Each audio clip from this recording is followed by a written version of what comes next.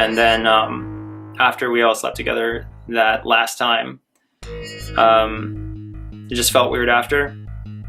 We were like, Sarah and I were all about it, but Kai was just weird. It was all weird. And then I proposed to Kai that I just did do the dating Sarah thing, and maybe Kai would warm up to it. And Kai eventually agreed to that and said, okay, you guys give it a week. But Kai's theory was that if Sarah was ever really Kai's friend, Sarah would never do this, because Sarah was starting to look like someone trying to steal me away.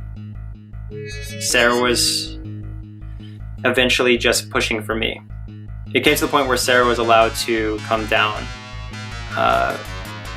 and Kai left. And the agreement was that Sarah and I couldn't do anything like actual sex. We couldn't do the junk to junk, but they didn't say anything about the back end. And I know this sounds crazy, but sometimes the truth sounds crazy. So nothing was said. I said I wouldn't put any junk to junk. I wouldn't actually like go inside anybody, and I wouldn't actually do things with anybody while Kai was away outside, you know, kissing, and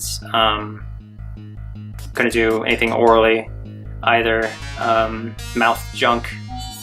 So when Sarah was here, I proposed that we try junk to rear, and Sarah was immediately down. So the first time was in the shower when I went junk to rear, and we continued to do junk to rear. Sarah had complained that she couldn't go to the bathroom correctly because of junk to rear. And I apologize for that, but it was the only option as we had made an agreement. This all sounds highly dysfunctional, I realize it. But you don't really know how dysfunctional things are when you're in the moment. But we were passionate for like 2 days. And it fell apart when she said something that again indicated to me that she was not really interested in Kai at all. And that our relationship had nothing to do with Kai. There was a lot of good intentions, but you either die a hero or you live long enough to become a villain. Your good intentions oftentimes can wind up being very, very ugly if you don't. You either die a hero or you live long enough to become a villain. There was a lot of good intentions, but your good intentions oftentimes can wind up being very, very ugly. So we enjoyed each other for a little while, and then after the second day of her being here, I abandoned ship. Additionally, there was some weird stuff that happened. So she was 18 and a half, and then we just weren't together because Kai didn't want to be with her, and I was trying to respect Kai's boundaries there.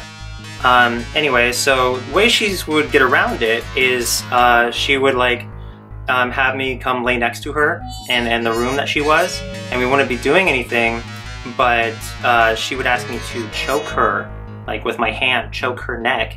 And again, this is a 18 and a half year old, and she would somehow seem to get off on that alone. Like she would make noises like she was getting off on that alone.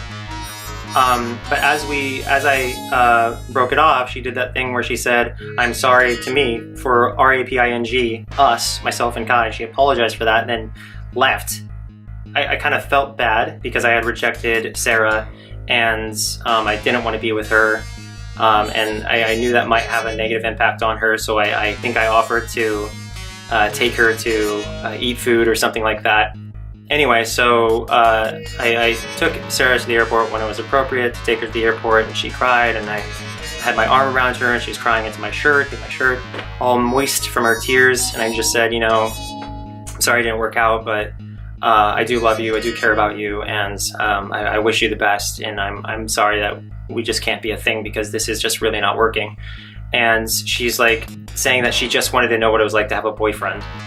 If it is wrong to reject somebody until they turn 18 and a half and then not reject them anymore when they're pursuing you, I don't know what to tell you. That is not a crime. It's weird to be in polyamorous relationships in general, but I just don't know what you people want. I just don't know what you people want.